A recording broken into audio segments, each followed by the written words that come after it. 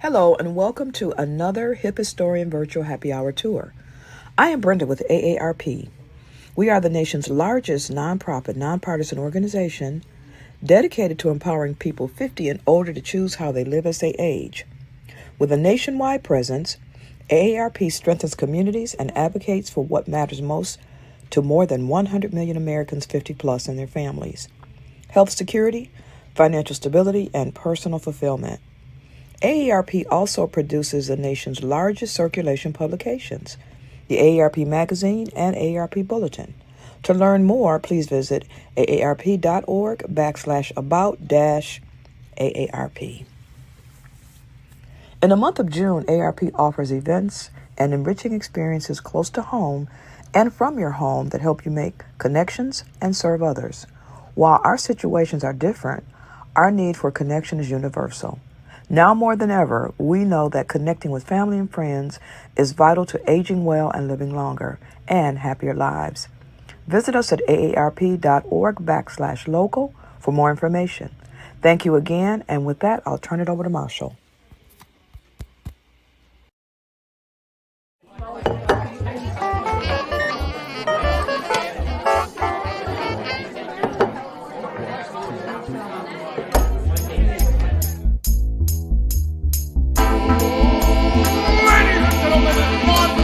Folks, welcome to the show.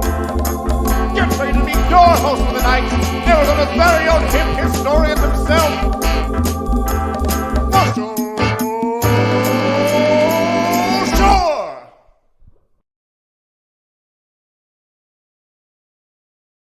Hello and good evening. I want to welcome you all to Arizona History Happy Hour. I am so happy that you can join us tonight.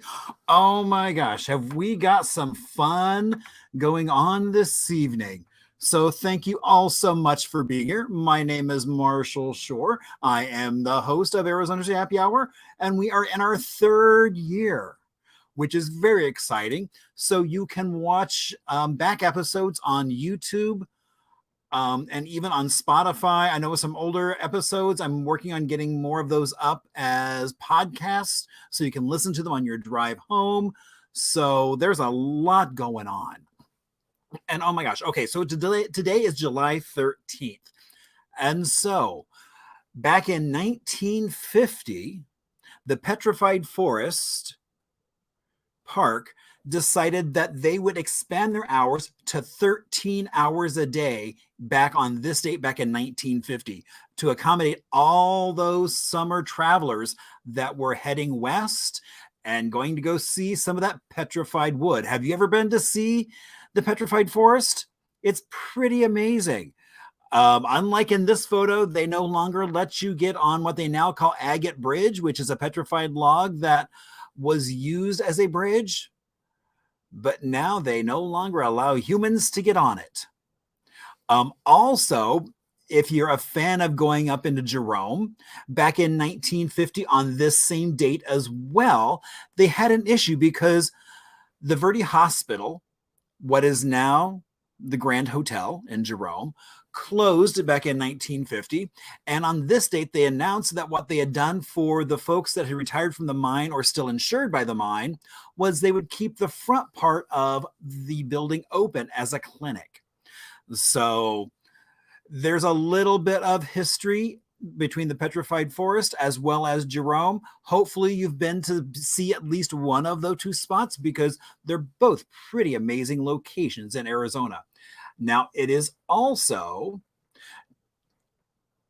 a time we celebrate National Barbershop Music Appreciation.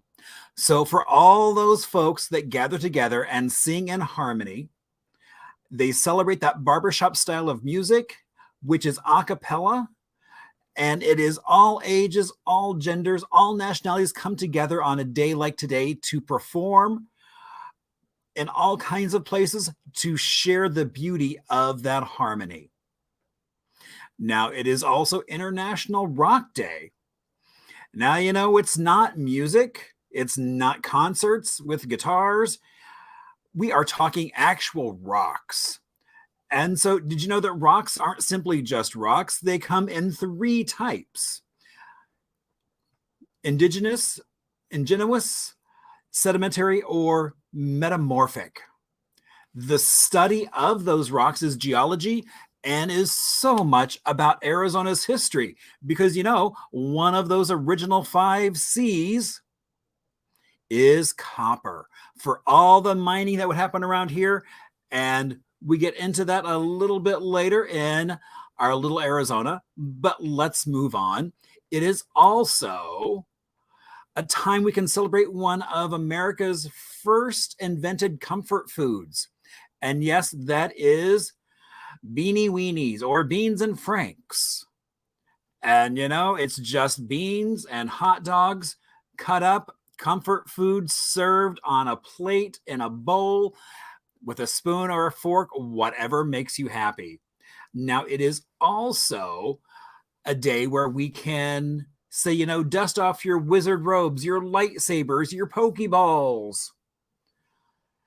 Because there's no greater way to say hello and hello world, here I am, than to celebrate your geekness. Years ago, I was at an event run by University of Advanced Technologies, and they did an event and they brought in Dr. Mitchell, who was an early astronaut. And he started talking about how we were a room full of geeks. I mean, it was really kind of cool that here you had this astronaut telling us that we were all geeks and in our own right. We each have our own little thing that we get that makes us oh so happy. So now is a day you can celebrate whatever makes you happy. What can you expect from tonight? Well, we do a little bit of Arizona music history. We have trivia.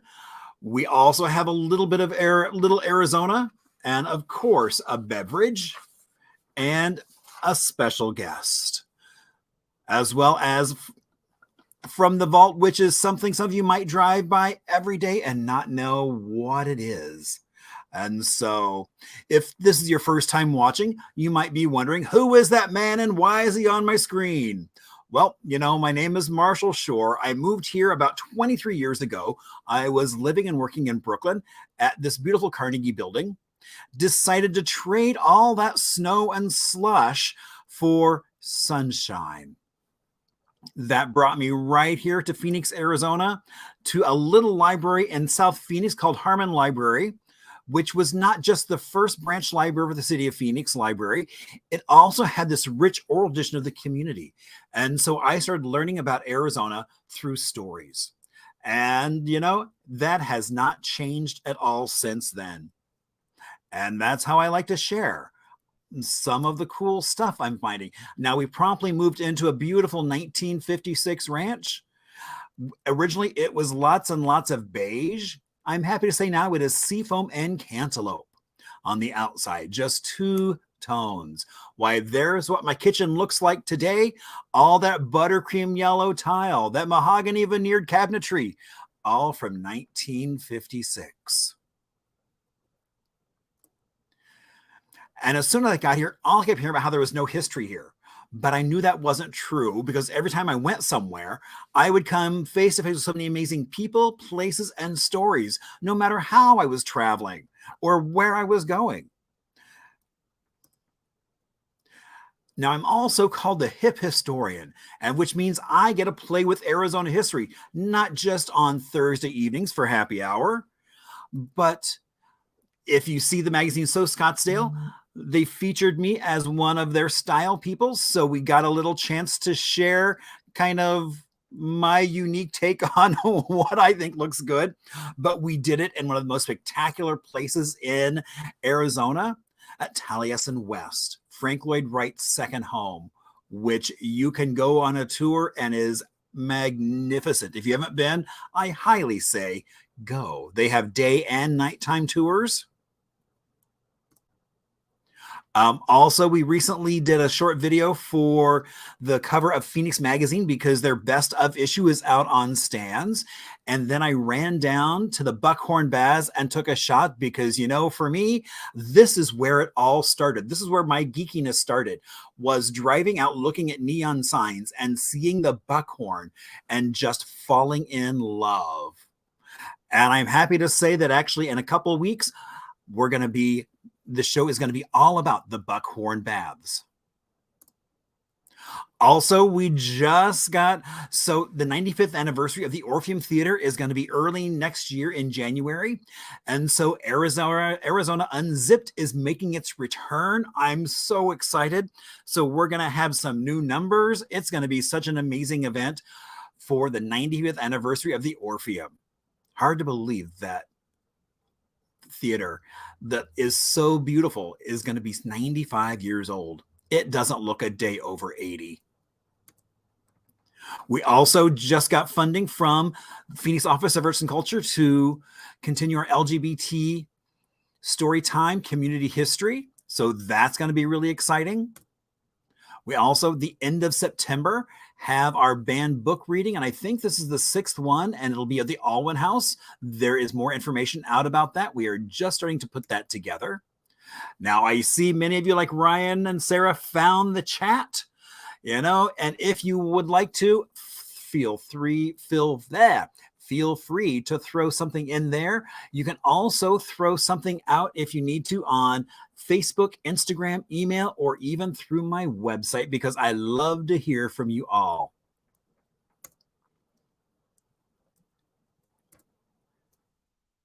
All right, so now we are here at Little Arizona, and we are going to talk a little about a little town called Clifton. I was like, wait a minute, I was sampling my cocktail earlier, so I think that's why things went askew a little bit. So Clifton, Arizona, which is in Greenlee County, has a population of just over 3,800 and was founded back in 1873. Now, an Army scout found water near a canyon that was heavy mineralized, smelled really bad, and tasted even worse. He also found traces of primitive mining from indigenous communities earlier. Now, originally it was called Goulding's Camp from one of the earlier miners that had been there. And that was the kickoff of Clifton, Arizona, which became not just a camp for mining, lots of mining. It also was known for mineral hot springs, just like the Buckhorn.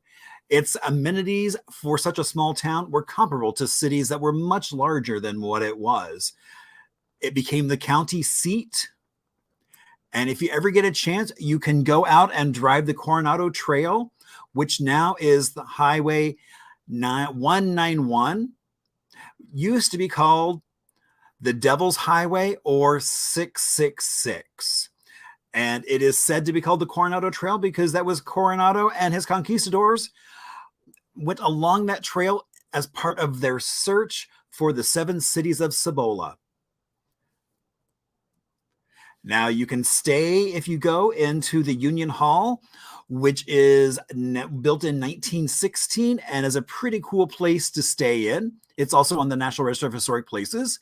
You can stop by and see what they used after they were tired of using all those mules to haul the copper ore around. They started using this baby gauge train because it was so tiny. So you can go check that out. And right next door is the jail. Now the jail, before this, what they would do instead of having a jail was they just sentenced people to go work in the mines. But people didn't like that idea, so they often would just ditch and run out of town. So they decided that they should indeed build a jail. So they did do that. They actually built it right into the side of the cliff. And so it was quite effective. No one ever escaped. Now, it is said that the guy who built it, once he was paid, he started to celebrate and wound up becoming the first resident to use the jail that he built. Back in 1906, there was a flood and it filled full of silt and soot. And so it was taken out of use, but has now been restored and is a place you can go wander through. You can also go through and wander the historic Chase Street, which is extremely well preserved for its age. as well as find out about more things to do. This is the 1901 train station, which is now the visitor center, and is well worth a stop because you can find all about things that are in the immediate area and even further, like Safford, as places to go and enjoy Clifton, Arizona. All right, so now we're going to talk a little bit about our beverage, because you would know it would not be a happy hour without a beverage. And so tonight, PJ said, since we're going to be talking about shopping history, let's talk about Hanny's. So Hanny's was a men's department store, opened up in 1947 in what was quite a mod building. That building still is around, and it is now a bar. And so we are having a vodka martini. So it's got a little bit of Arizona Distilled Mission vodka, Martini and Rossi dry vermouth, and olives from Queen Creek Olive Mill.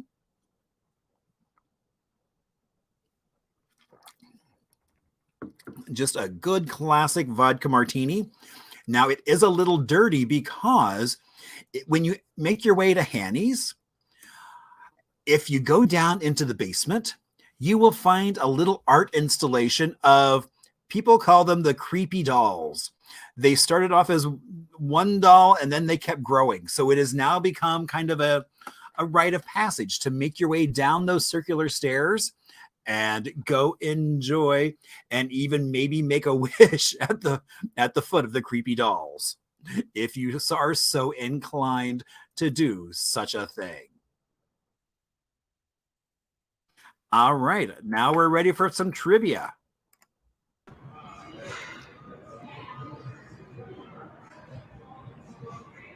And so now is the time you could actually hear not from just me, where's that camera, but also our special guest. So I'm going to let me bring on Dave. Hello, Dave. How are you? Well, how are you doing? I am great, Dave. So for folks that don't know you, tell us a little bit about yourself. Sure. Like yourself, I'm a transplant to Arizona. I grew up in Southern California and moved here about 10 years ago to Tucson, and love it. I was very fortunate to acquire a 1953 Tom Gist custom-built home in a really lovely neighborhood here in Tucson, and it's turnkey ready, all restored. We moved in and made it our own. Very cool. And so you're standing in front of it. Looks like it might be a tiki bar. Tiki bar-ish. Tiki bar. Well, you see it. At least I see a tiki bob over there on the bar. So it's a cactus bob. Oh, it's a cactus bob. Okay. Right. So it's 5 o'clock somewhere bar, and it's somewhat Western themed, and lots of doodads and tchotchkes from the 50s. More of that Western idea. Very cool. All right. Well, we're gonna go do some trivia. And so what is unique about the trivia we do here on Happy Hour is, unlike bar trivia that is just focused on know the answer and move on to the next thing, we're going to go through all of our questions, and then we'll get a chance to come back and talk about the answers and really kind of talk about those and explain the story behind them. And so that's where I think all the fun really happens for me. And I think hopefully everyone else as well. So, all right. So you keep track of, some folks keep track in the trivia, some folks keep track, and my friend Anita has a special notebook. So whatever floats your boat, that's what you do. So, all right. So let's start with our first question. And it is all about department stores throughout Arizona. So first question is, early Arizona department stores were often names for other places such as A, the New York store, B, the Boston store, C, the Philadelphia store, or D, the Broadway store. All right, so which one of those do you think was a store right here in Arizona? All right, as we're moving on to question 2. Department store family closely associated with national politics. Was it A, Marshalls, B, Bayless, C, Jacome, or D? Oh, Hawkmay. I was wondering. I was not quite sure how to pronounce that. Okay, Hawkmay or Goldwaters. All right. So, which one of those do you think was so closely associated with national politics? And question 3. Which Arizona department store family boasts political involvement that predates statehood? How do you pronounce that again? Hawkma? Hawkmays. Or Heirs, the May Company, or all of the above? All right. So, question 4. Who was the beloved and influential woman who opened up her own department store in Tucson back in 1934? Was that A, Dolores Gonzalez, B, Seal Peterson, C, Monica Flynn, or D, Sarah Alla Plummer Lemon? So which one of those women opened up their own department store back in 1934 in Tucson? All right. Question 5. Who founded the state's longest continuously operating chain of department stores? Was that A, Barry Goldwater, B, Albert Steinfeld, C, Alexander Korick, or D, Tom Newberry? So who founded the state's longest continuously operating chain of department stores? All right. Coming to number 6. What department store was contracted to provide the uniforms for Pancho Villa and his men during the Mexican Revolution? Wow. All right. Was it A, Levy's, B, Goldwater's, C, Brackers, or D, Bullock's? So which one of those provided uniforms for Pancho Villa? Oh my gosh. All right. Question 7. What department store pioneered expansion by acquisition? Was it A, Broadway, B, Macy's, C, Wanamaker's, or D, Alexander's? So one of those department stores acquired many other department stores. All right. Question 8. What department store found within its new logo a dirty word? Oh my. Was that A, Corks, B, Levy's, C, Brackers, or D, Dillard's? Oh, I'm sure there's a good story there. All right, I can hardly wait to hear that one. All right, moving on to question 9. What department store behemoth has acquired the vast majority of U.S. department store real estate, making it the largest chain in terms of revenue? A, Macy's, B, Marshall Fields, C, Levy's, or D, Ames? All right. And question 10. What is the primary difference between Phoenix department store retailers and those in Tucson? Is it A, locations, B, style, C, price, or D, amount of local goods? All right. Well, while you are finishing up all your answers for those 10 questions, we are going to go on and do a little bit of an Arizona music break. And so we are going to talk about Alice Tatum. Alice Tatum has been on the music scene here in Phoenix for over 30 years. She is an accomplished jazz vocalist, has appeared at the Nash multiple times. She has performed with such folks as Michael McDonald, the Righteous Brothers, Bonnie Raitt, Alice Cooper, and Nancy Wilson. She has sung on national commercials, TV shows, film, and even working on her own projects. So check her out, and you can find her at the Nash quite often, as well as just around Arizona. All right. So I know I'm ready for some answers. So Dave, are you ready for some fun? I am. All right. So those early department stores were often names for other places such as, oh my gosh, A and B, the New York store and the Boston store. So the New York store became Corrig's. It's considered Arizona's first department store. It was founded in Phoenix in 1895. And the Boston store became Dillard's. It was founded in Phoenix in 1897. But they changed their name in 1947 as a way to celebrate their 50th anniversary in business. Okay. And Wow, that's the Court's department store still stands downtown Phoenix. indeed. And sadly, all the diamonds have closed. Unfortunately, so. Indeed. All right. So, question 2. Department store family closely associated with national politics. And that is Goldwater's, most certainly. In It, 1964, Gary Goldwater was a candidate for president in the Republican Party, running against Lyndon Baines Johnson.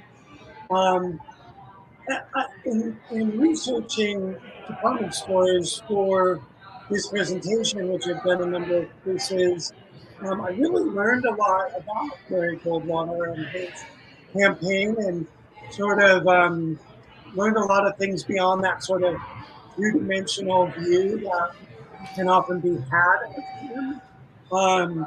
He later in his career became a very much supporter of more liberal causes, such as he was in the military, and a lot of things that he clearly was not in 1964. He was really painted as almost dangerously conservative, and he suffered a trounce. I think the only one or two states. Um, but he kind of got an unfair reputation for his whole career. He served up until 1980 as the Senate. He was very, very influential in a lot of ways, both in the state and national. right. I mean, and his family had department stores. I mean, starting in small town Arizona, and then until Phoenix and Yeah, it was his great grandfather that started the department store, and their last name was Wasser, and it was changed to be more anglicized.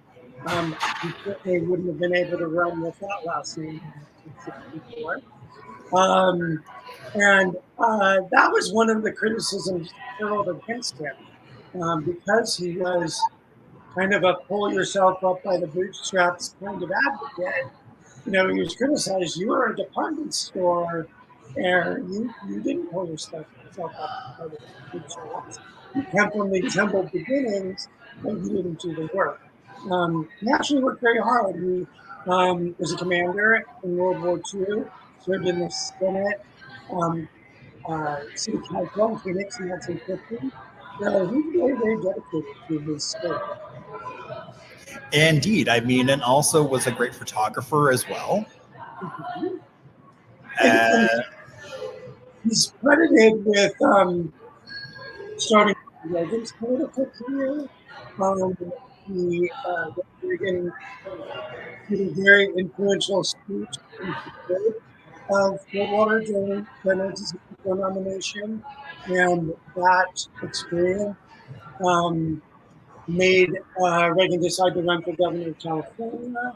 So his reach is much greater than I think people often give him credit for. Indeed. All right. So, question 3. Which Arizona department store family boasts political involvement that predates statehood? And that's Hawkins. And the family still, is in Tucson and very active civically.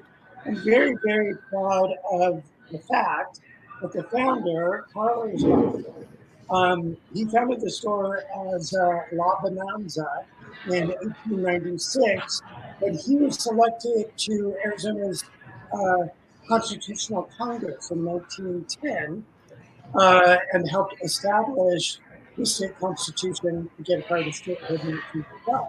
So he's a very influential man throughout his career beyond just his department store ownership and local civic activity.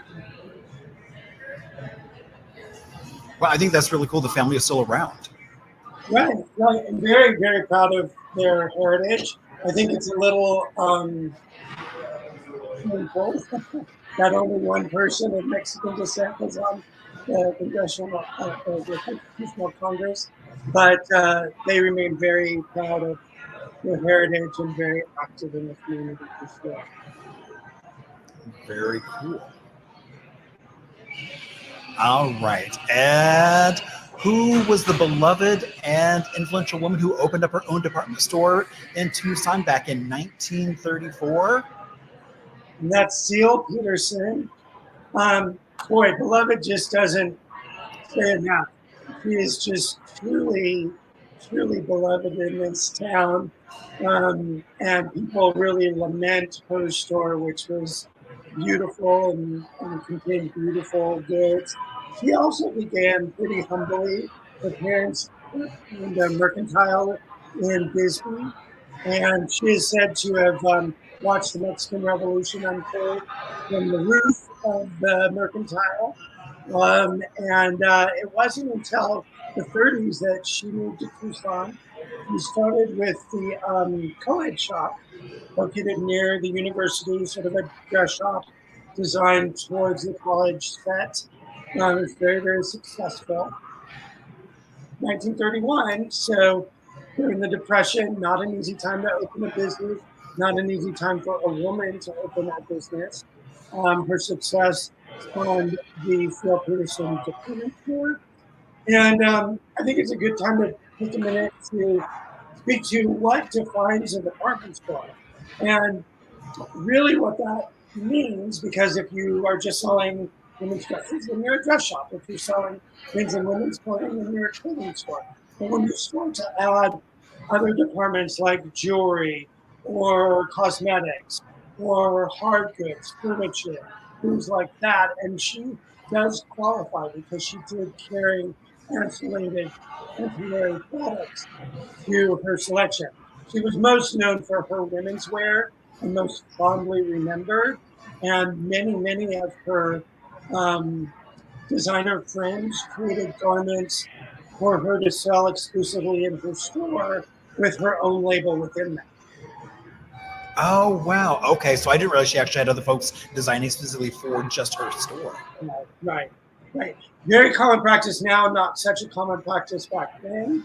She also was very good friends with a lot of celebrity clientele who, at some point or another, came to or through Tucson for Tucson Studios and filming work in the Western side. Oh, that makes so much sense, right? Because you had the old Tucson Studios right there, so of course, probably did a little bit of movie work as well.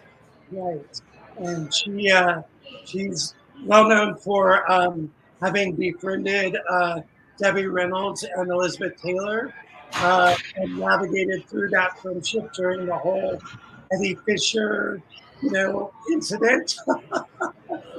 So that speaks to her diplomacy as well. Indeed. All right.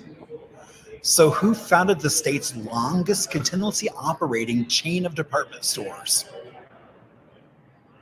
And that is Albert Steinfeld. And boy, he's very, very influential in this town. Many, many buildings bear his name. The store itself ran for over 135 years. The last store closed in Green Valley in 1984. So we sort of think of this golden age of department stores being like the 50s and 60s, but they were definitely a holder on. He came to Tucson from Denver in 1872. He was 18 years old. He came to work for his uncle, who had a department store. He promptly sued his uncle and was embroiled in a legal battle for 12 years. Right? So eventually he struck out on his own and holds the record to this day for the longest continuously operating department store in the state. Wow, that's really cool. Yeah, really interesting. All right. So, what department store was contracted to provide uniforms for Pancho Villa and his men during the Mexican Revolution? Correct. And that's levies or levies, depending on where you're from and how you say it. Levies would be said locally. And Levy's started as the Red Star General Store in Douglas, Arizona. And the founders, Jake and his wife Mimi, arrived in Douglas, literally unloaded their worldly possessions onto a street corner and pitched a tent and created this store. They eventually moved to Tucson in the 30s and very much expanded and had a very nice sort of. These wouldn't have been like the highest end department store, but it was very much like the go-to. There was a lot of them, very wide array of merchandise. The family stayed from the business in all their various locations. Wow. All right. So, what department store pioneered expansion by acquisition? Yeah, this was interesting to learn about. Being from Southern California, the Broadway is a department store I grew up with, very ubiquitous there. I knew about Broadway Southwest here in Arizona, but I didn't realize the um, how early that kind of expansion begun. It was 1950 that the company Broadway started purchasing stores throughout the Southwest and expanding eastward. We think of expansion in the retail climate as being east to west, and they bucked that trend as early as 1950. So people sort of think of the Broadway as being an early department store here or a store that has roots here. And that's not really true. The roots really stem from Southern California and the business interest of the corporation to expand. A very, very unique idea. Wow. I didn't realize that whole idea of that acquisition went that early with Right. department stores. Right. We think of it as sort of an 80s, 90s. Right. Exactly. It certainly escalated tremendously, as we'll talk about. But this was very, very unique and new for 1950. Interesting. All right. So, what department store found within its new logo a dirty word? I love this story. And hopefully on the slide you can ascertain what happened was Levy's was sold to Federated Department Stores by the family in the 60s, but they continued to run it with the financial backing of Federated. And this arrangement was somewhat unique. It wasn't a full buyout, but it created a lot of gray area, a lot of sort of loophole. This financed the Levy's expansion. So many, I think there's 3 locations here in Tucson that all have this facade. The designer was hired to create a facade and logo for the store that would have sort of a relevance to the area. So vaguely Native American, Mesoamerican kind of idea. So this border print with the lady's name spelled out within it was created by a woman designer whose name is lost to history probably for this reason. She was very disgruntled by this whole buyout process of Federated and the lengthy time it was taking her to get paid and the non-answers she was getting with regards to approval of this logo. Finally, the logo was approved. It was built into the storefront. It was put on shopping bags and gift boxes as you would for your logo, until customers started to recognize that when they looked at the shopping bag upside down or the gift box upside down, it does not spell Levy's. Do you want to say what it spells? Oh, I didn't realize it was upside down. So it would be SH. I. Wow. So yes, indeed. So understandable why that designer's name has been lost to the annals of time. Right. So, and this was not an accident. This was clearly done intentionally. Wow. Esther Levy, who is a family member, and there's been articles printed about this in the local papers and whatnot, but she thinks it's hysterical. She supports the middle finger that was raised to Federated Department Stores. That's very funny. All right. So question 9, what department store behemoth has acquired the vast majority of U.S. department stores real estate, making it the largest chain in terms of revenue? And that is Macy's. I think we all see that Macy's store as we pass by any mall in the state.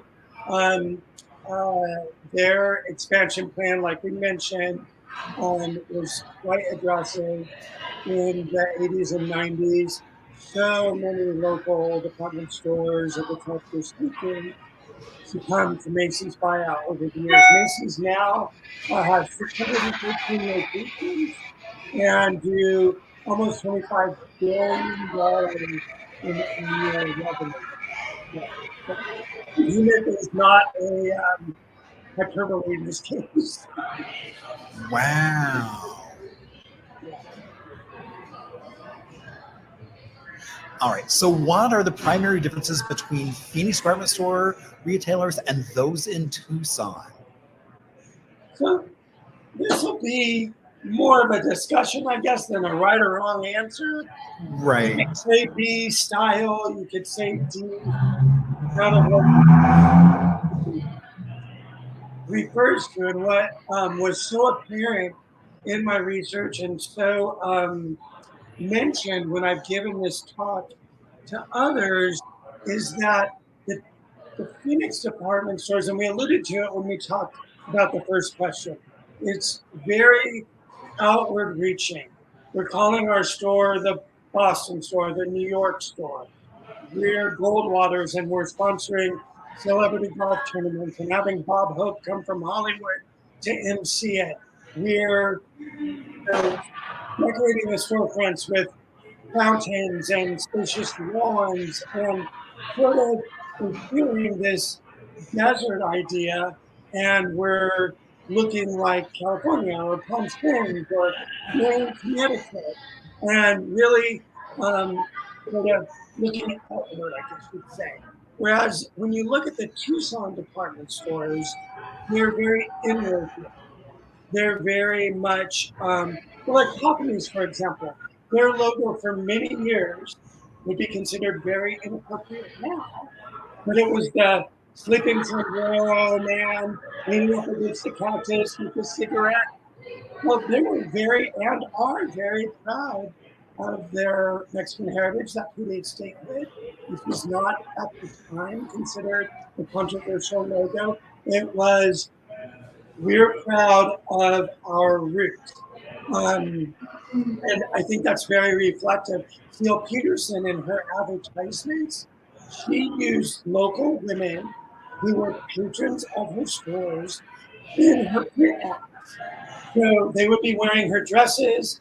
It would say her name. Of course, it would be like Mrs. John Jones of Bisbee, Arizona, and then it would describe the garment. So again, very sort of inward looking and looking at, here's who we are, here's our heritage, like it or not. Okay. So I think that's really a distinction that maybe isn't coming across in this venue, but certainly in my research on these department stores was very, very apparent. Another example is Carlos Hakimi being on the state commission, the state head, versus Barry Goldwater running for national office. So very expansive versus very limited. Oh, wow. That makes a lot of sense now that you explain it. It's like, I was like, oh, that's really cool. And so, kind of like you're also like with Celia, I mean, the fact that she was having things designed specifically for just her store, Right, right. as And she opposed liked to, sporting a relationship with celebrities. If they happen to be here, she loved to meet them and know them and befriend them, but she wasn't reaching out to them to get them to come. wow. All right. And then we do have a little bit of a discussion. So, which of the following Arizona towns did not at one time have one of those retail establishments that were a big name? Sure. I mean, Yeah, the big names that we talked about, Goldwaters, Levy's, Hawkins, Kleinfeld, all have branches in all of these locations except for one, and that one would be Jerome. I was surprised that they would have a location, and that was actually Steinbeck's that had a location in Parker. I grew up going to Parker every summer walking, so I can't imagine there being a department store in there now, but at some point we did. Um, so much so that some of these quote unquote towns don't even exist anymore. Clifton and Fairbanks being examples. So a big place like Jerome, relatively speaking, was not served by any of these big names within the state. Of course, they had department stores and retail establishment, but just not of the population. well, and and I didn't really think about, but when you go through Jerome, it's like there is no building that is right that was really kind of that mercantile. That was really, it was all just one-offs Yeah, yeah, yeah. in Jerome. That's so interesting. Wow. Hard to imagine, Goldwater's in Ehrenberg, but Michael Goldwasser back then did have an establishment there.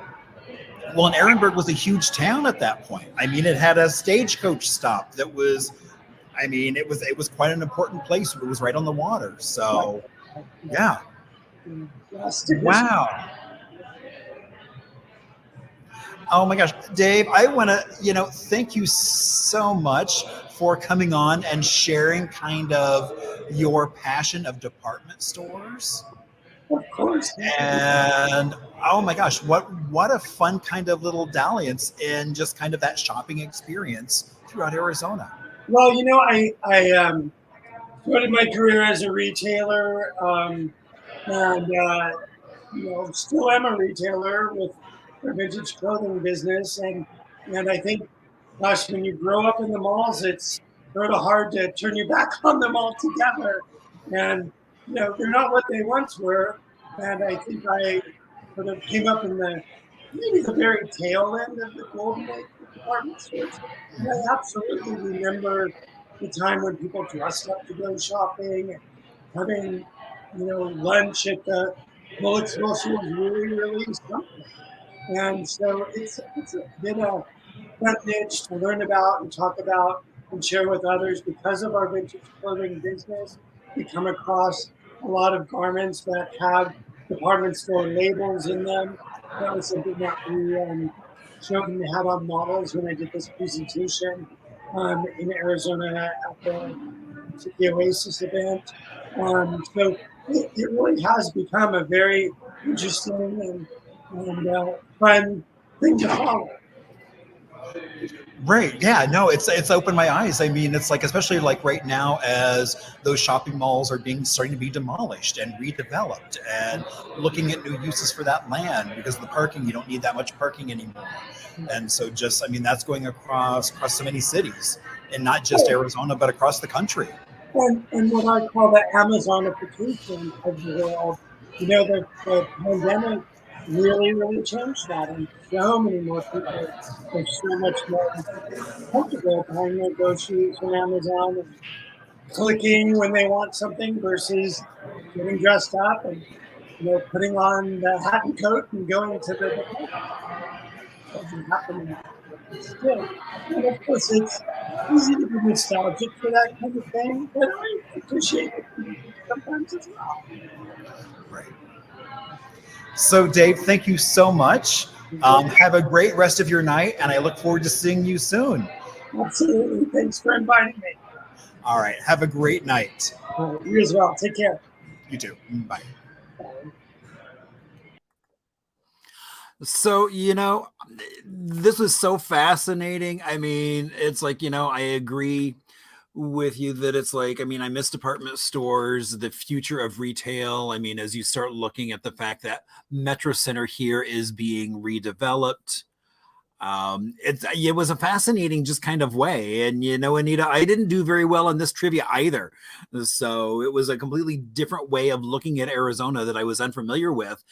And really some of those big names across the state I hadn't really heard of before because they've all been swallowed up by other stores.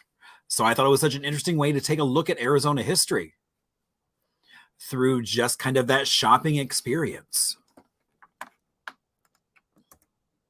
So now we get to From the Vault. And so kind of along the same lines of shopping, it's like, we talked a little bit about Corix. And so Corix was on the corner of First Street and Washington. Now, this is what the store looked like in the late 1800s, actually, no, early 1900s. You've then got, and I also want to give a shout out to, oh my gosh, I mean, this map, which I just love, was made by my friend Rudy. And it's 1947 downtown Phoenix. He painstakingly went through, created this map with all the shopping, the stores, using logos when he could, cutting up phone books, including that, and then kind of went on his own and started publishing it. And so, Rudy, I'm so glad you did that. I have found that so useful. And I mean, in that block where you had Corix, you also had Goldwater's, which was part of Doris Heyman, right next door, as well as then Sears. So within that one little block, and what I think is really fascinating is that building in 57, they actually added the top 2 floors and made it much more modern looking. And it still stands today. That building that Corix was in, you can still drive by. It's no longer a department store, but it's still there, which I think is really cool. I think it's one of the few things on that block that is original. I mean, Sears is gone. The Doris Heyman, as well as Goldwater's, are gone from that block. So I just thought that was a kind of an interesting way to look at downtown. And shopping was really big, and COVID did change it in a lot of ways. And so that's been one of the fun things of looking at kind of how is that changing, not here just in the US, but also looking abroad. I mean, one of the things I love doing is I subscribe to some grocery store magazine that talks about grocery stores. That's one of my geeky things that I like to do. So all right, so now you'll see why I should say you should share on Facebook if you're watching, because look at how much fun we had just talking about department stores. And so next week, I'm so excited because we are going to be talking about Arizona earthquakes. So that's going to be a really fun show. So look forward to that. So that will be Thursday evening, 7 o'clock right here. Same bat time, same bat channel. Where you're finding it, that's where you'll find it, as well as many other places. Now, I do want to give a shout out to Chris and Cole for that great little intro video, as well as PJ, my cocktail advisor. A classic martini always hits the spot. Now, as we say goodnight, I do want to play a video. And so what I'm going to do is another one of my It was kind of hard to choose which geeky thing to choose, but I am going to go for one of my love of puppets, as you'll soon see. Hello, I'm Marshall Shore, Arizona's hip historian. Today I'm joined by the Arizona State Capitol because it was recently proclaimed online to be the ugliest state capitol in America. How did that make you feel? It makes me feel mad and upset. I'm over 115 years old, older than the state itself, and those folks at that list took a pic of my bum and called it ugly. Though I've had some work done, I don't feel that they were correct nor very polite. You know, Capitol, you're looking quite dapper today. Well, thank you, hip historian. I'm a humble Capitol, nothing too fancy. I'm all about local. My foundation that keeps me standing here was carved from our own nearby landmark, Camelback Mountain. My top came from Yavapai County, and the ground level is granite from South Mountain. But I have to boast about my copper top. It was old and dinged up. The wonderful youth across Arizona saved their pennies to buy me a new shiny copper dome. Thank you. Who's with you today? My children, the House and Senate. See, Arizona has grown a lot over the years. Instead of moving or getting rid of me and getting something new and fancy, they were added as needed. Some call them too modern, lacking class, but they are children of their era and show how we've grown since my territorial days. Do you like it when people come to visit? Oh, of course. I adore visitors. We're the home by and for the people. You can even get a tour of all 4 floors and hear the stories that make Arizona's history great.